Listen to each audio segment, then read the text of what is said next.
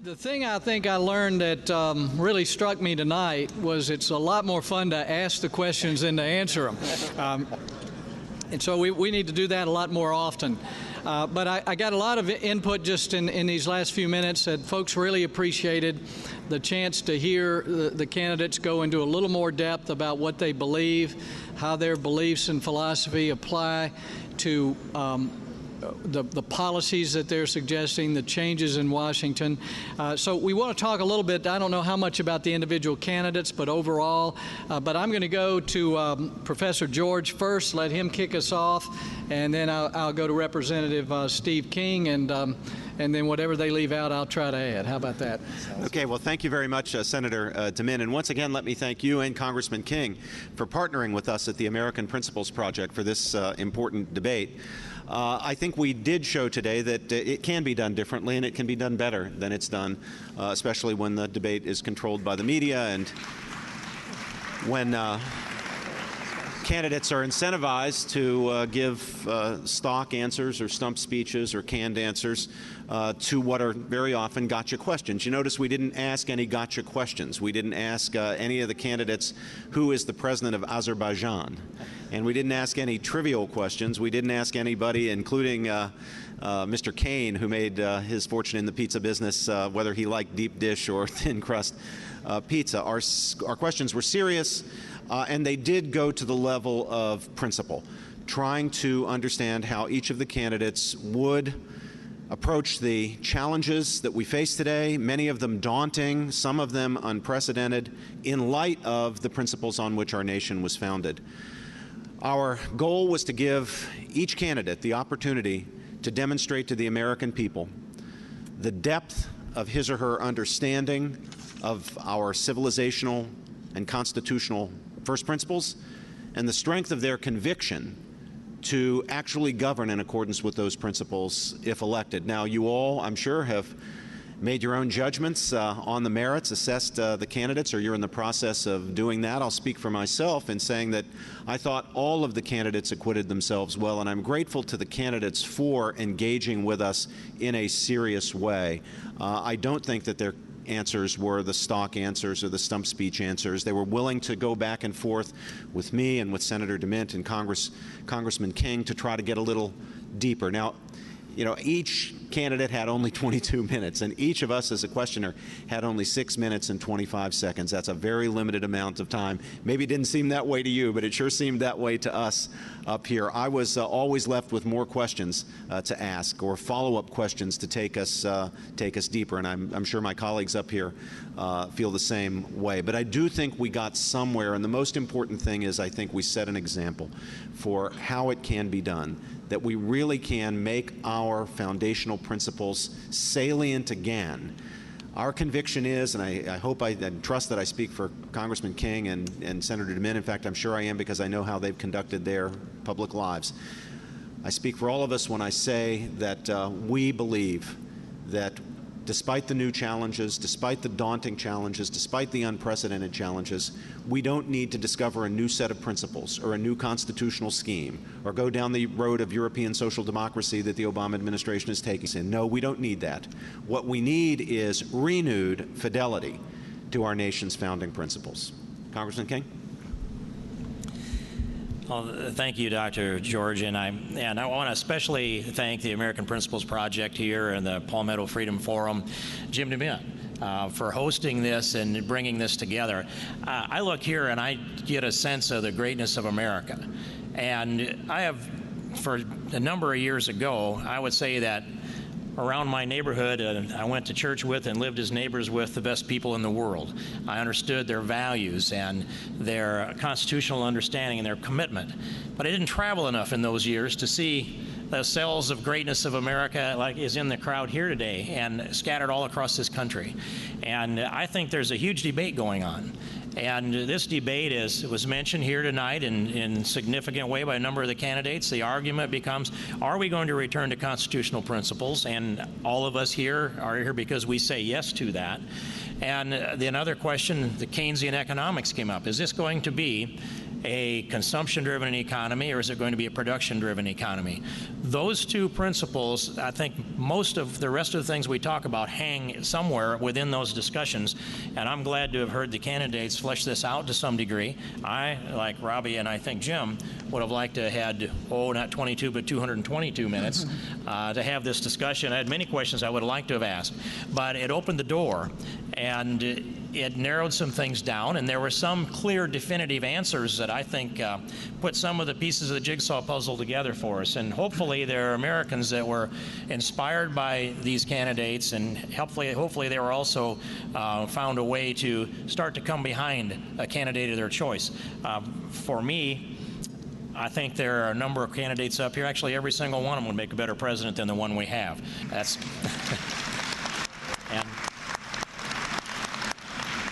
And so I just say thanks South Carolina. Iowa thanks South Carolina. Iowa thanks New Hampshire. Iowa thanks every state that steps forward to help select the next president of the United States. And when you think about the terms of the influence that you have as an individual on a per capita basis here in South Carolina or any of the early states, it is significantly out of proportion to the rest of the country, which I think you deserve. But it's a heavy responsibility, and I'm encouraged. I know you're stepping up to it. Thank you. Senator Mann and I are going to get microphones and come out into the audience, and you can ask questions of the panelists too as we do that. We've got a few names we're going to start with out here that we're going to go to Chad Conley and Speaker Bobby Harrell and Ken Cuccinelli and Jennifer Horn, then Jan Michelson in just a moment. Just a comment myself, Dave, before you hand that to Chad. I learned a lot from these candidates today, and I think it's a good reminder for me that if you give this time, we can find out what these candidates really stand for. So again, I encourage folks who have not already made a commitment to continue to listen, because many times what we think of these candidates has been defined for us by either their opponents or the media before we ever get a chance to meet them. And forums like this, we can see what they really believe, and if they're able to translate those beliefs into policies, and if there's a real integration of principle by what they really believe. And you can tell by what they say and what they don't say what they really stand for. So all my questions weren't answered, but I realized that everyone who was on this stage today had a lot of strengths and a lot of things to learn. And even those candidates who don't win the nomination have ideas that I think our nominee will eventually pick up. And so I think we're learning from each other, and we just need to continue the process, because really the country and maybe the world, it's counting on South Carolina to pick the Republican nominee that can win this election. But not only that, but will stand up for those principles that make this country great. So, David, if you would just go to Chad Conley there and hand him the microphone. Chairman of the South Carolina Republican Party. Yes, sir. How you doing today? I want to tell the gentleman, thank y'all for standing your ground on the format. As a lot of us, maybe not everybody knows, but this really came together the last couple of weeks, and it was Senator DeMint and his strength of backbone, really, to hold this together. Maybe the media criticism and whatnot, but some of the candidates were a little slow to commit to this, but they came on board because of him. And I'm just really proud of this, because it gave people substance, not the sound bites, not the snippets, not the media-driven message. It's what they really wanted to say, and we got to know them a lot better than we ever would have. You think we might see more forums like this because of the success of this one? It would be a great service to the American people if we did. Okay, very good. Is Speaker Harrell still here? Speaker Harrell? Yes. Hey, David. Jim, this has been great, and I'm so proud of you guys for putting together this particular kind of forum. If the American people get to see this kind of discussion out of our candidates, we've always said that our views are the views that the majority of the American people believe. If they get to see this kind of forum, rather than seeing the 30-second, minute-and-a-half debates that they normally see, our ideas will absolutely prevail in the end. I'm certain that's where this will end up going. I think you may have changed the way debates occur in the future, because this is what the American people need to see. I was particularly pleased to see also to see the depth of each of our candidates who spoke. You know, sometimes the media is giving these folks a knock, and they're talking about them like they don't know the issues that well, or just not speaking of them negatively. What we saw today was 5 people I started to say a hot seat, but they were standing. But 5 people in the middle of that stage answering hard questions, knowing questions were going to come back, follow-up questions were going to come, and handling that well under fire. So that we know that we've got, as you just said, Congressman, any one of them is going to be better than President Obama. We're absolutely certain of that.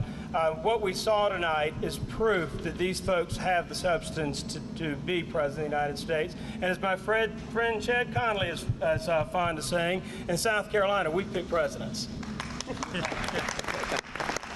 Thank you, Speaker. Dave, right next to the Speaker, Attorney General in Virginia, Ken Cuccinelli. Well, thank all of you. I think you did an outstanding job today, and I really agree with the Speaker. You're going to shift the paradigm, at least for primary debates, not only away from media-run events, but toward substance, which is absolutely critical. And I want to particularly comment that I thought it was commendable that all of you went through the whole 2 hours. There were no gotcha questions aimed at any particular candidate. No one can leave here thinking this was anything other than a balanced appraisal of the positions of these candidates, and it gave them the opportunity to show their stuff intellectually and politically, and I think they did very well of that. I would address the first question in particular, which they all knew coming out, about first principles and the role of the federal government vis-a-vis the states. I would say the clock seemed to run out on all of them before they got to the federal government vis-a-vis the states. None of them touched on that.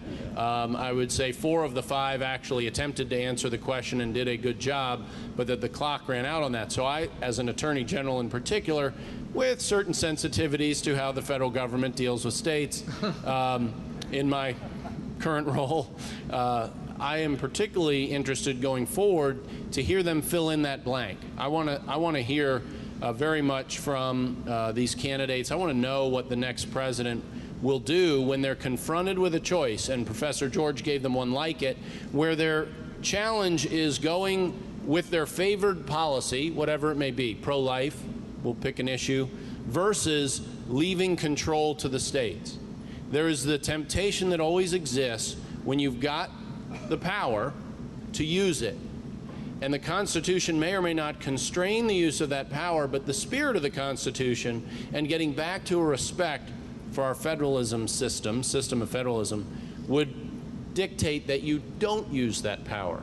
For instance, in the situation Professor George was confronting, simply not giving courts the appellate authority to take abortion cases would effectively leave abortion to each of the 50 states again. As someone who is parochial and representing a state, I'd like to see states have that authority. I would rather see jurisprudence that doesn't allow something like Roe v. Wade to come into our law, because it is so untethered from the first principles and the foundation of this country. But with it, as we heard here today, there are tools the other branches have. It isn't outrageous, it isn't radical to use what the Constitution has put in place to rein in that out-of-control branch. So I'm looking in the future for more explanation from these candidates who did a good job on the subjects they touched on to address a restrained view, I hope, of the federal government's role vis-a-vis states. And I expect when some of them get specific in terms of what things the federal government should stop doing, you will hear part of that explanation be, and I think that if a state wants to do it, it's for them to pick up. And we'll see how that plays out, but this was truly an outstanding approach to helping all of us to understand what have we got to pick from potential Republican candidates to be our nominee. And I think America would be a lot less cynical, honestly, about the political process if it was this much more substantive rather than the soundbite Coke versus Pepsi gotcha questions that lead so much really to non-substantive and negative and shallow answers. This forum was exactly the opposite, and I think not only would we get better nominees, we would have an American public that is reinvigorated in its appreciation and support for what comes out of the political process. Thank you, Ken. Let's go to New Hampshire activist Jennifer Horn, president of We the People.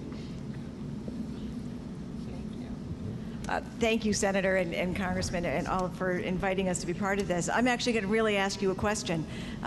Senator DeMint and Congressman King came to New Hampshire in April to be part of a Freedom Forum in our first in the nation state.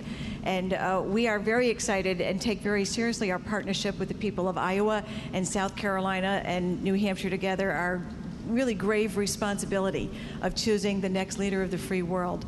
And in our Freedom Forum, we had the opportunity for me to interview both of you. And you were both talking about the process of choosing the next president and urging voters to hold off on taking sides, to really get to know the candidates, to let more time pass so we could learn more about them. And we ran out of time before I could ask you the last question of my list, which was, are we as activists, or many conservative activists, are we hurting ourselves in the pursuit for conservative purity? And what role does electability play in this process that we go through? Or in your opinion, as you're looking at the candidates and you're giving advice to activists and to voters across the state, across the country, it's so important that we have a strong conservative president with a backbone. Congressman King, we talk about a full spectrum constitutional conservative, but what role does electability play in all of that? Well, it's kind of like I was told in Washington last year that I didn't understand how things worked. It was about the numbers. It's not about the principles. But I'm convinced, and I've seen it happen, particularly in the last election, that if you have the principles, you'll get the numbers. I believe electability is going to come from people who are telling the truth, who do what we saw up here today, as Ken was saying, that you're less cynical if you allow them to find themselves on their terms. But we saw in the last election a conservative elected in Wisconsin who was not considered electable. Marco Rubio was not considered electable. Rand Paul was not considered electable. Neither was Pat Toomey in Pennsylvania. And so I think the way we've looked at electability in the past has been based on just watering things down to the point that you hope you can draw in those folks who will never support you. I'm convinced that inherent in most Americans, despite generations of government education, is this love of freedom, this love of liberty. And if we call on that, if we call on what's best in people to talk about American opportunity and how prosperity really works, how freedom can work for everyone, I think if we go out there as Republicans, that we can make good candidates electable in tough states. But I'm convinced, and I think history shows it's true, that when Republicans try to behave like Democrats, when we're compromising, when compromise in Washington always means bigger government and more spending. It never means, not in my time there in 12 years, we've never had a compromise that involved actually cutting spending or reducing the size of government. And this thing on purity, there's no such thing as purity in politics. And what I found is if you insist on principle-based decision-making, where these are the things that work, so let's base our decisions on those things that work and that we have evidence that work, then you're accused of purity. But I don't believe principles about purity, because none of the three of us would agree on a lot of policies, but I'm comfortable debating with them because we have the same view of America, and that we're a country based on individual freedom, not central planning and collectivist policies. And so we can debate and move the country in the right direction even if we have disagreements. The problem we have now in Washington is the Democrat Party is to the left of Europe. They have to spend because their platform is based on government dependency and giving away money and creating new programs. If we ever balance the budget, there would be no Democrat Party as we know it today. And so when Republicans try to compromise with that, we end up with something where we lose, America loses. And I think we can convince America that those principles, as we heard today, are good for everyone, and we don't have to change our message for women, for Hispanics, for African Americans. Everyone's going to answer the call of freedom and opportunity. I'm glad you came down, Jennifer, and I hope it was beyond just asking the question we didn't answer in New Hampshire. And thanks for your hospitality in New Hampshire. And I left out a big thank you that I should have said, and that is a big thank you to the presidential candidates. They made this thing all work and did an outstanding job. And that's an omission on my part I'd like to express here. I'd make this point that we should not be looking at this as who's the most electable as the first criterion, because anybody but Obama beats Obama every time in the polls. So that tells us that we can pick, I believe, the president who will do the best job for the United States of America. And I would argue that we are having a huge national debate, and that national debate that I mentioned a little earlier, but this debate is on principle. And if we believe in our principles, if we believe in the Constitution, if we believe in free enterprise, if we believe in American exceptionalism, the full spectrum constitutional conservatism that you mentioned in your question that I often talk about, if we believe in it, why would we think we can't win a debate with the people on the other side of the aisle in a presidential election? I believe in us. And I think that I think also, I wanted to just express this. I mentioned it earlier in the day in a side conversation. It's fresh in my mind. But we should always stand on principle. And if we compromise our principles for the sake of electability, we'll lose our principles. Of course, they're compromised away. And so there was an old quote that I pulled out of my dusty memory and Cal Thomas forgot that he wrote this. But I thought it was very well said. He said, "One searches in vain for statues to greatness that are built upon the foundation of resignation to political reality. Those we revere stood for principled truth, often against great odds.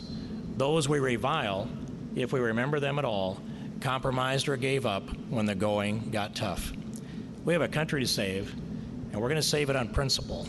And I think we've taken a big step here today. Thank you. Unless the professor wants to jump in, I see some of the South Carolina delegation. Tim, Trey, anyone want to make a comment? I don't want to put you on the spot if you don't want to talk. Maybe I'll just let folks raise their hands. Go ahead, Trey.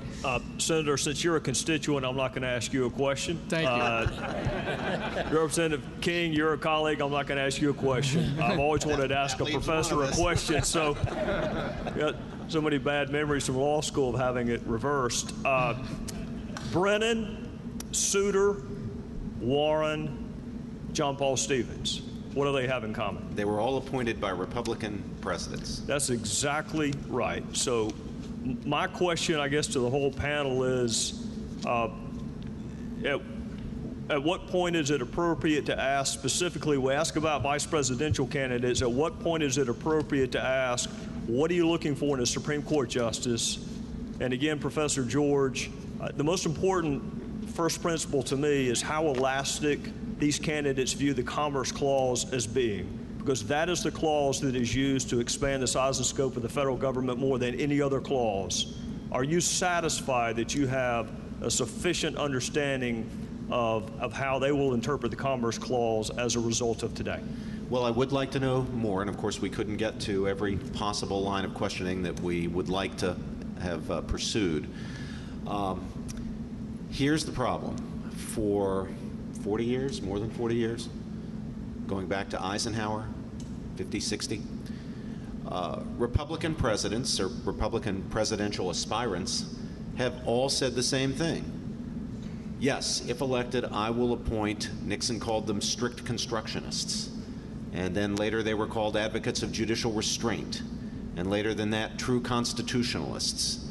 People who would construe the Constitution in light of the text and the structure and the original understanding of the document. Yet, those very same presidents, once in power, have given us not only the people that you mentioned, the justices that you mentioned, but Justice Sandra Day O'Connor, federal U.S. Court of Appeals judges and trial judges who were not faithful strict constructionists or judicial restraint judges or constitutionalists. So that simple assurance, the kind of stock answer that I will appoint someone who will interpret the law and not make the law, is one that we're just not satisfied with anymore. So we need to know more about their attitude toward the respective roles of the elected branches and the judiciary. And I tried to elicit a little bit of that today with each of the candidates. Oh, they tell me we just have one more question, and I forgot to get to the legendary Iowa radio talk show host, Jan Michelson. Jan, give us a parting comment, and then unless someone has to say something, we'll just dismiss and call it a day. Thank you, Senator. It's a real pleasure being invited to participate in this forum. After you participated in many in Iowa, we appreciate the reciprocity. Got started here in Columbia, South Carolina as a talk show host at then WIS Radio. And being back here brought back a flood of very positive memories. And remembering that the guy who designed your streets was compass impaired. And then I remembered why. It was to confuse Yankees, and let me tell you, it's still working. And for the record, Professor George, the people here in South Carolina would be way too polite to tell you this, but the 14th Amendment was never legally ratified. Yeah. The southern states were away that day. I think we were sent away. Anyway, back the straw poll in Iowa was our first date with the presidential candidates, and Bachmann and Ron Paul finished very close 1 and 2. And hearkening to what she said just a few moments ago from New Hampshire about the divide in the party between social conservatives and fiscal conservatives. The fiscals say jobs, jobs, jobs, shut up about everything else. The social conservatives say, yeah, jobs important, obviously important. However, if you don't get life and family correct, we don't trust you with the checkbook. How do we reconcile? Are those notions reconcilable? And if we have time for a second question, the issue of American exceptionalism has come up over and over today. What's the difference between American exceptionalism and old-fashioned nationalism? Thank you. Sure. Let me take a quick crack at both of them. I think it's very, very important to the future of the Republican Party and to the future of the country that we understand that the marriage of economic and social conservatism is not a marriage of convenience. It is a marriage of principle. In fact, we shouldn't be categorized as economic conservatives or social conservatives. We should be conservatives because it's the same fundamental principles that are behind the economic conservative philosophy and the social conservative philosophy. I was able to get into this a little bit with Mr. Kane. Look, we know, the data is now clear, that poverty is highly associated with the breakdown of the marriage culture. Wherever you go and the marriage culture has broken down, the poverty rates skyrocket, right? So it's really true that if you're serious about the economic well-being of our people, then you should be concerned with two things, one of which generally falls into the economic category and the other generally into the social category. But they are united, and that is a vibrant market economy that will generate employment, good jobs. And number two, preserving the institution of marriage and rebuilding the marriage culture. You cannot bring about the prosperity of our people with only one of those. It's got to be both. So that's a marriage of principle, not a marriage of convenience. To the second point about American exceptionalism and why it's just not old-fashioned nationalism, it's because of this. It's that we are a creedal nation. What unites us is not blood or soil or even a common religion. What unites us across the lines of historical theological division, across the lines of race, across the lines of ethnicity, is the commitment to the proposition that all men are created equal. We're endowed by our Creator with certain unalienable rights, and among those are life, liberty, and the pursuit of happiness. It's the belief in that that makes us an American. You can become a French citizen, but you can't just become a Frenchman. If a fellow from Singapore wants to become a French citizen, doable. If he wants to become a Frenchman, not so doable. Or a Swede, or an Italian. But that Singaporean can become not only an American citizen, he can become an American as the guys who came over, the descendants of the guys who came over on the Mayflower. That's the difference between American exceptionalism and just nationalism. I really don't think I can improve on Robbie's answer to that, Jan.